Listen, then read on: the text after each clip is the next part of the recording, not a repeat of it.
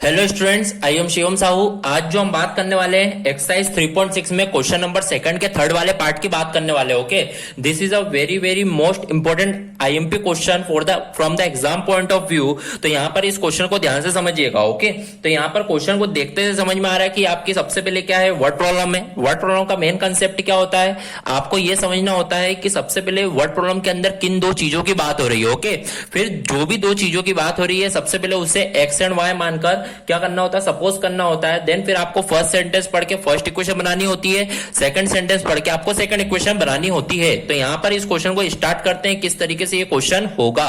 Okay, तो यहां पर आप देखिएगा आपको क्वेश्चन नंबर सेकंड का थर्ड पार्ट क्या लिखा हुआ है। क्वेश्चन नंबर सेकंड थोड़ा सा पढ़ लेते हैं। यहां पर क्या लिखा हुआ है, formulate the following problem as the pair of equation and hence find their solution. आपको बोला है कि प्रॉब्लम्स को पढ़ के आपको इक्वेशन बनानी है, देन उसकी क्या करना है, सॉल्यूशन फाइंड आउट करना है। ओके, तो यहां पर प्रॉब्लम को पढ़ते हैं, देन इक्वेशन आप क्या ड्रॉ करते हैं। ओके, तो यहां पर बोला गया है Ruhi travel 300 kilometre to her home partially by train and partially by bus. Okay, वो अपने होम पर जब ट्रेवल करती है 300 किलोमीटर, तो काय से ट्रेवल करती है, ट्रेन एंड बाय बस से। ओके, तो यहां पर बोला गया है शी टेक 4 आवर, उसको 4 आवर लगते हैं if she travel 60 kilometre by train and remaining by bus. Okay, यदि वो उसको 4 आवर लगते हैं जब वो 60 kilometre by train and remaining by bus से जाती है तो। Okay, then if she travel 100 kilometre by train and remaining by bus, और जब 100 kilometre by train and remaining by bus करती है तो शी टेक 10 मिनट लॉन्गर, तो उसको 10 मिनट क्या लगते हैं, ज्यादा लगते हैं। तो find the speed of the train and the bus separately. अब आपको बोला गया है speed of the train and speed of the bus find out करना है। इसका मतलब मैंने यहाँ पर वर्ड प्रॉब्लम को पढ़ा तो यहाँ पर मेरे को ये समझ में आ गया है कि यहाँ पर स्पीड ऑफ ट्रेन और स्पीड ऑफ बस की बात हो रही है। तो यहाँ पर क्वेश्चन को पढ़ लिया है। अब क्वेश्चन का वर्ड प्रॉब्लम का मेन कंसेप्ट, मेन सिद्धांत होता ही है किन दो चीजों की बात हो रही है, जिन भी दो चीजों की बात हो रही है उन्हें एक्स एंड वाई मानना होता है। तो यहाँ पर सबसे पहले देखिएगा, मैं यहाँ पर सपोज करूंगा let the speed of the train be x and the let the speed of the bus be y। Okay, तो यहां पर मैं बोल रहा हूं let the speed of train, let the speed of train, जो मैं बोलूंगा वो यहां पर लिखूंगा x किलोमीटर पर आवर, क्योंकि मैं स्पीड बोल रहा हूं तो speed of the train x kilometre per hour मान लिया। फिर मैं बोलूंगा लेट द स्पीड ऑफ बस, लेट द स्पीड ऑफ बस जो मैं मान रहा हूं वो मैं बोलूंगा y किलोमीटर पर आवर। तो इस तरीके से मैंने x और y मैंने मान लिया है। अब मेरा कंसेप्ट ये है कि यहाँ पर मेरे को फर्स्ट इक्वेशन को पढ़ के यहाँ पर फर्स्ट इक्वेशन बनानी होगी, फर्स्ट सेंटेंस को पढ़ के फर्स्ट इक्वेशन बनानी होगी, देन सेकंड इक्वेशन को पढ़ के मैं यहाँ पर सेकंड इक्वेशन क्या करूंगा, ड्रॉ करूंगा।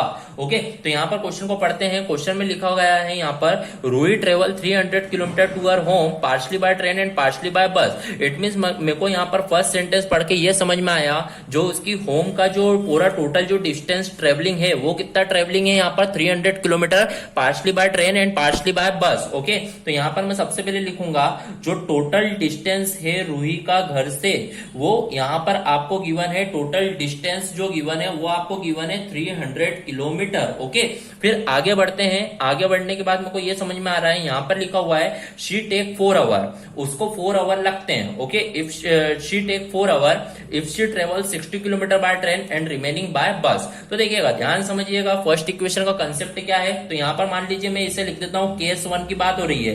तो केस 1 में बोला गया है she take 4 hour, she take 4 hour मतलब उसको टाइम देके रखा है मेरे को कि टाइम जो है वो कितना लगता है, यहाँ पर 4 आवर लगता है। If she travel 60 kilometre by train, तो यहाँ पर मेरे को बोला गया है टाइम उसको 4 लगता है जब वो ट्रेन से कितना ट्रेवल करती है, यहाँ पर 60 किलोमीटर ट्रेवल करती है, एंड रिमेनिंग बाय बस। यहाँ पर बोला गया है she take 4 hour if she travel 60 kilometre by train and remaining by bus, जब वो ट्रेन से 60 किलोमीटर ट्रेवल करती है और रिमेनिंग बाय बस। तो मैंने देखा जो टोटल डिस्टेंस है वो 300 है, यदि ट्रेन से 60 है तो रिमेनिंग कितना होगा, बस से 240 होगा, क्योंकि 300 में 60 गया तो वो कितना होगा 240।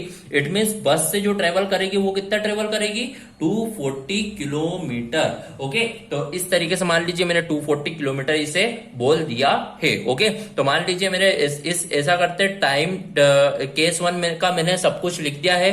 अब इसे मेरे को इक्वेशन के फॉर्म में करना होगा कन्वर्ट। ओके, तो देखिएगा कैसे मैं इसे इक्वेशन के फॉर्म में कन्वर्ट करूंगा। यहाँ पर इक्वेशन में आपको बोला गया था कि उसको 4 आवर लगते हैं जब ट्रेन से 60 और बस से कितना होता है 240। तो यहाँ पर देखिए एक कंसेप्ट में लिखूंगा टाइम इक्वल टू जो होता है वो होता है आपका डिस्टेंस अपॉन स्पीड। ये आपका कंसेप्ट आपको पता होना चाहिए कि ये होता है। ओके, अब देखिए टाइम जो है वो कितना गिवन है आपको 4। अब डिस्टेंस अपॉन स्पीड, पहले मान लीजिए मैं ट्रेन की बात करता हूँ। किसकी बात कर रहा हूँ? ट्रेन की। तो ट्रेन का डिस्टेंस कितना है 60 और अपॉन में जो स्पीड है जो कि मैंने मानी है वो कितनी है x। प्लस में देखूंगा, प्लस क्यों लगा रहा हूं? क्योंकि ट्रेन और बस से तो ट्रेवल करके उसको 4 आवर लग रहा है। अब मान लीजिए मैं बस से बात कर रहा हूं तो बस का जो डिस्टेंस है वो कितना है 240 और अपॉन में स्पीड लिखूंगा तो स्पीड कितनी है y। तो इस तरीके से मैं बोल सकता हूं this is our equation number 1। Okay, तो यहां पर यदि आपको इक्वेशन को और छोटा करना हो तो आप इक्वेशन को छोटा कर सकते हैं। आपको मैं बता देता हूं कि किस तरीके से इक्वेशन को छोटा होगा। तो यहाँ पर इक्वेशन को मैं छोटा करके यहाँ पर लिख सकता हूं। तो वो इक्वेशन यहाँ पर क्या होगी देखिएगा, जैसे मान लीजिए यहाँ पर 4 लिखा हुआ है, तो 4 लिखा हुआ है तो इक्वल टू में देखूंगा यहाँ पर भी मान लीजिए मैं 4 कॉमन ले लेता हूं। तो 4 कॉमन लूंगा तो 4 15 जा तो यहाँ पर हो जाएगा 15 अपॉन एक्स। प्लस यहाँ पर मैं देखूंगा 4 60 जा तो यहाँ पर 60 और होल अपॉन में क्या हो जाएगा y। तो इस तरीके से आप बोल सकते हैं। तो आप यहाँ पर देखेंगे 4 से 4 क्या हो जाएगा यहाँ पर कैंसल आउट। तो यहाँ पर जो इक्वेशन बनेगी 15 upon x plus 60 upon y is equal to 1। Okay, तो यहाँ पर जो इक्वेशन में लिखूंगा लिख देता हूँ यहाँ पर 15 upon x plus 60 upon y is equal to 1। तो इस तरीके से आप बोल सकते हैं कि आपकी इक्वेशन बनेगी। ओके, यदि आपको इसको और सिंप्लीफाई करके लिखना तो आप और सिंप्लीफाई करके लिख सकते हैं कि भैया यहाँ पर 15 कॉमन आ रहा है तो अंदर बचेगा फिर 1 अपॉन एक्स प्लस 15 4 जा 60 मतलब 4 upon y is equal to 1। ये 15 को उधर ट्रांसफर करेंगे जब डिनोमिनेटर में तो 1 upon x plus 4 upon y is equal to 1 upon 15। तो आप बोल सकते हैं finally this is our equation number 1। Okay, तो इस तरीके से आपकी इक्वेशन नंबर 1 आएगी। फिर अपने को अब यहाँ पर केस 2 की बात करके यहाँ पर इक्वेशन नंबर 2 को क्या करना होगा, बनाना होगा। अब देखिए केस नंबर 2 क्या लिखा हुआ है यहाँ पर। केस नंबर 2 लिखा हुआ है if she travel 100 kilometre by train and remaining by bus so she take 10 minute longer. तो आपको बोला गया है 100 किलोमीटर बाय ट्रेन। अब केस 2 की मैं बात कर रहा हूं तो देखिएगा क्या लिखा हुआ है यहाँ पर। केस 2 में 100 किलोमीटर बाय ट्रेन, ट्रेन से कितना ट्रेवल कर रहा है वो, कर रही है वो 100 किलोमीटर एंड रिमेनिंग बाय बस बोला गया है। तो बस से कितना हो जाएगा देखिएगा, आपको जो टोटल डिस्टेंस है वो कितना है 300 किलोमीटर। तो यदि ट्रेन से 100 किलोमीटर है तो बस से कितना हो जाएगा 200 किलोमीटर हो जाएगा। ओके, तो यहां पर क्वेश्चन देखिएगा क्या लिखा है इफ शी ट्रेवल 100 किलोमीटर पर ट्रेन एंड रिमेनिंग बाय बस शी टेक 10 मिनट लॉन्गर। तो उसको 10 मिनट ज्यादा लगते हैं। अभी देखिए अभी कितना टाइम लग रहा था 4 आवर, तो अब उसको 10 मिनट ज्यादा लगते हैं। मतलब जो टाइम है वो कितना हो जाएगा 4 आवर 10 मिनट्स यही होगा, क्योंकि अभी उसको 4 आवर लग रहे थे, अब 10 मिनट ज्यादा लग रहे हैं मतलब 4 आवर 10 मिनट्स। ओके, तो यहाँ पर सबसे पहले क्वेश्चन को मैंने पढ़ लिया, समझ लिया। अब यहाँ पर ये समझ में आ रहा है कि जो टाइम है वो आवर और मिनट दोनों में है। तो मैं क्या करूंगा, सबसे पहले इस पूरे जो टाइम है उसको पूरा आवर में कन्वर्ट करूंगा। तो देखिए किस तरीके से मैं कन्वर्ट करूंगा। देखिए ये 4 आवर लिखा हुआ है प्लस यहाँ पर 10 मिनट्स है। मिनट्स को यदि आवर में कन्वर्ट करना है तो ये क्या 10 को कैसे डिवाइड करना होगा 60 से। तो यहाँ पे मैं देखूंगा 0 से 0 क्या हो जाएगा कैंसल आउट। तो इस तरीके से ये क्या बचा 4 प्लस 1 बाय 6 और इसके नीचे कुछ नहीं है मतलब 1। तो यहाँ पर मैं देखूंगा एलसीएम जब लूंगा तो यहाँ पर सॉल्व कर रहा हूं तो 6 और 1 का एलसीएम जो आएगा वो कितना आ जाएगा 6 4 जा 24 देन 1 प्लस 1 1 मतलब 24 प्लस 1 मतलब 25 अपॉन 6 क्या हो जाएगा आवर हो जाएगा। इट मीन जो मेरा टाइम है वो इस केस के लिए वो क्या है 25/6 आवर है। ओके, तो इस तरीके से यहाँ का भी ये टाइम फाइंड आउट हो चुका है। अब यहाँ पर मेरे को इसे इक्वेशन के फॉर्म में बनाना होगा तो किस तरीके से बनाएंगे समझिएगा। ओके, तो यहाँ पर आप देखिए 25/6 आवर लगता है जब ट्रेन से 100 है और बस से कितना है 200 है। तो यहाँ पर मैं कंसेप्ट बता रहा हूँ किस तरीके से। देखिए टाइम इक्वल टू आप लिखिए डिस्टेंस अपॉन स्पीड। तो टाइम आप देखिएगा कितना है 25/6 है इज इक्वल टू अब लिखेंगे डिस्टेंस अपॉन स्पीड। तो पहले डिस्टेंस अपॉन स्पीड मान लीजिए मैं बात कर लेता हूँ ट्रेन के बारे में। तो ट्रेन का जो डिस्टेंस है वो कितना है 100 और अपॉन में स्पीड कितनी है x लिख दिया। प्लस मैंने देखा बस का लिखना होगा तो बस का जो डिस्टेंस है वो कितना है यहाँ पर मैं लिख रहा हूँ 200 और अपॉन में स्पीड जो है वो कितनी है यहाँ पर y। तो इस तरीके से मैंने यहाँ पर क्या कर लिया इक्वेशन फॉर्म कर ली है। बट अब इस इक्वेशन को मेरे को रिड्यूस करना होगा, छोटे फॉर्म में क्या होगा कन्वर्ट करना होगा। तो मान लीजिए किस तरीके से मैं लिखूंगा आप यहाँ पर ध्यान से समझिएगा। ओके, तो यहाँ पर मैंने देखा 25/6 है तो मैं देख रहा हूँ इन दोनों में से 25 कॉमन आएगा तो अंदर बच जाएगा 25 4 जा देन अपॉन में x 25 8 जा 200 अपॉन में y। तो इस तरीके से मैंने करा।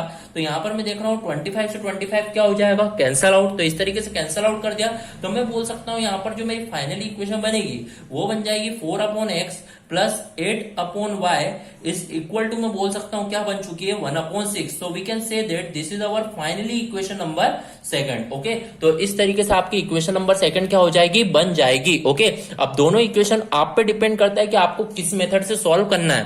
पहली बात तो इन दोनों इक्वेशन को देख के ये समझ में आ रहा है कि इन दोनों इक्वेशन को क्या करना होगा, सबसे पहले रिड्यूस करना होगा। ओके, तो यहां पर सबसे पहले मैं आपको रिड्यूस करके बताऊंगा कि रिड्यूस किस तरीके से किया जाएगा।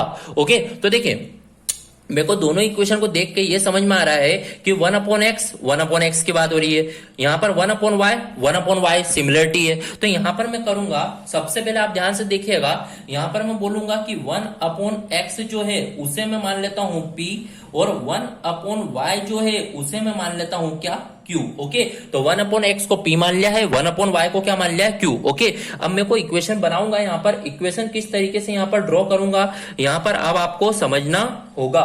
ओके, तो यहां पर किस तरीके से इक्वेशन देखेंगे, तो यहां पर देखिए, चलो ठीक है, यदि आपको 1/x को p नहीं मानना हो और 1/y को q नहीं मानना हो, तो मैं आपको डायरेक्टली किस तरीके से इस इक्वेशन को सॉल्व करेंगे वो यहां पर मैं आपको समझा देता हूं। तो देखिए यहां पर आप देखिए, मान लीजिए 1/x 1/y को q ना मानिए, मैं इसे आपको सॉल्व करके बताऊंगा। आप देखिए first equation 1/x plus 4/y is equal to 1/15 है, तो मैं यहां पर लिखूंगा। तो यहां पर देखिए फर्स्ट इक्वेशन गिवन है 1/x plus 1/y is equal to जो है वो आप 4/y इज इक्वल टू आपको जो 1/15, ये आपकी इक्वेशन नंबर फर्स्ट है। ओके, तो मैंने इसे लिख दिया। सेकंड इक्वेशन आपको गिवन है 4/x plus 8/y is equal to 1/6, तो यहां पर मैं लिख दूंगा second equation 4/x plus 8/y is equal to जो है वो आपको गिवन है, यहाँ पर क्या गिवन थी, यहाँ पर आपको गिवन है 4/x plus 8/y is equal to 1/6, ये आपको इक्वेशन नंबर सेकंड गिवन थी। ओके, तो इस तरीके से मैंने देखा, दोनों इक्वेशन मैंने लिख ली यहाँ पर। अब दोनों इक्वेशन में मैं देख रहा हूँ कि मान लीजिए मेरे को एलिमिनेशन डायरेक्ट लगानी है। एलिमिनेशन मेथड का मेन कांसेप्ट होता है कि आपको दोनों को सेम बनाना। तो आप देख रहे हैं यहाँ पे 1/x है, यहाँ पे 4/x है, तो यदि फर्स्ट इक्वेशन में 4 का मल्टीप्लाई करवा दिया जाए तो ये 4/x और 4/x क्या हो जाएगा, सेम बन जाएगा। तो यहाँ पर मैं करूंगा, मान लीजिए फर्स्ट इक्वेशन में 4 का मल्टीप्लाई, सेकंड इक्वेशन में ओनली 1 का मल्टीप्लाई। ओके, तो यहां पर आप देखिए किस तरीके से होगा, 4 का जब मल्टीप्लाई करूंगा तो ये 4/x, 4 का जब मल्टीप्लाई करूंगा तो 4 4 जा 16/y इज इक्वल टू, मैं देखूंगा 4 1 जा 4/15। तो इस तरीके से ये हो गया यहाँ पर। फिर मैं देखूंगा यहाँ पर इस तरीके से मैंने मल्टीप्लिकेशन कर दिया। अब मैं देखूंगा 1 इंटू 4 यहाँ पर हो जाएगा 4/x हो जाएगा। देन फिर मैं देख रहा हूँ 1 इंटू 8 जो रहेगा यहाँ पर 8/y, सिंपली यही लिखा जाएगा, 1 इंटू 1/6 आ जाएगा। ओके, तो इस तरीके से मैंने मल्टीप्लिकेशन यहाँ पर कर दिया है। अब क्या करना होगा, यहाँ पर मल्टीप्लिकेशन करने के बाद दोनों नंबर यदि सेम बन चुके हैं तो यहाँ पर मेरे को क्या करना होगा, साइन चेंज। तो यहाँ पर मैं देखूंगा प्लस का माइनस, यहाँ पर भी प्लस का माइनस, देन प्लस का माइनस, इसको साइन चेंज करके मैं देखूंगा 4/x से 4/x क्या हो गया, कैंसल आउट। फिर मैं देखा जब मैंने इसको छुपाया तो plus minus minus, it mean 16/y minus क्या करना होगा, 8/y इज इक्वल टू, मैं देखूंगा यहां पर भी मैं देखूंगा प्लस माइनस माइनस, तो यहां पर मैं देख रहा हूं 4/15 में से माइनस करूंगा 1/6 को। ओके, तो इस तरीके से आपको मल्टीप्लिकेशन करना होगा।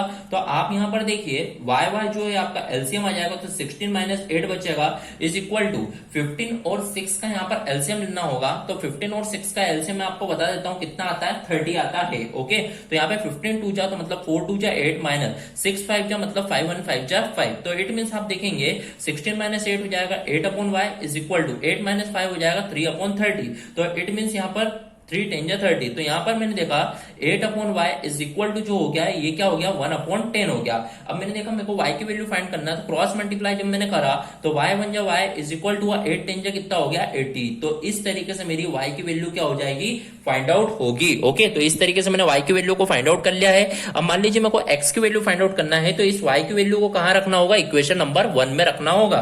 तो मान लीजिए मैं लिख लेता हूं यहां पर put y value in equation number 1, in equation number 1। Equation number 1 जो है वो क्या है आपकी 1/x plus 4/y is equal to 1/15 है। तो इस तरीके से मैंने इक्वेशन लिख दी। अब इस इक्वेशन में y की वैल्यू को पुटअप करूंगा तो मैंने देखा 1/x प्लस 4/y जो है वो 80 है इज इक्वल टू 1/15 है। तो यहां पर मैं देखूंगा 4 से ये कैंसिल, 4 1 जा 4, 4 2 जा 8, मतलब 1/20 आ चुका। तो यहाँ पर मैं देखा 1/x इज इक्वल टू 1/15, 1/20 उधर गया तो ये क्या हो जाएगा -1/20। तो इस तरीके से 1/15 माइनस 1/20 हो चुका है ये। अब यहाँ पर अब आपको क्या करना होगा, एलसीएम लेना होगा। तो एलसीएम देखिए क्या होगा, यहाँ पर 1/x में सेम एज इट इज लिख रहा हूं, यहाँ पर ध्यान समझिएगा। 1/x को मैं सेम एज इट इज यहाँ पर लिख दिया है यहाँ पर। फिर आप देखिए इक्वल टू में 1/15 माइनस 1/20 है, तो इक्वल टू में यहाँ पर है 1/15 माइनस 1/20। अब देखिए 1/x इज इक्वल टू 15 और 20 का यदि एलसीएम लेना तो आप ले लीजिएगा। यहाँ पर 15 और 20 का एलसीएम जो होता है वो कितना होता है, 16 होता है। अब देखिए 15 4 जा 60, तो इट मींस 4, 23 या 60 इट मींस 3, तो it means 1/x is equal to ये जो होगा 1/60 होगा। इट मींस मैं देख रहा हूं x की जो वैल्यू हो जाएगी क्रॉस मल्टीप्लाई करने पे वो कितना आ जाएगा, 60 आ जाएगा।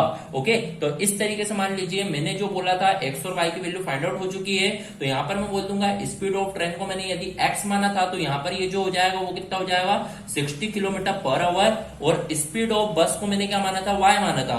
स्पीड ऑफ बस को मैंने y माना था, y जो है वो कितना आया मेरा यहाँ पर 80।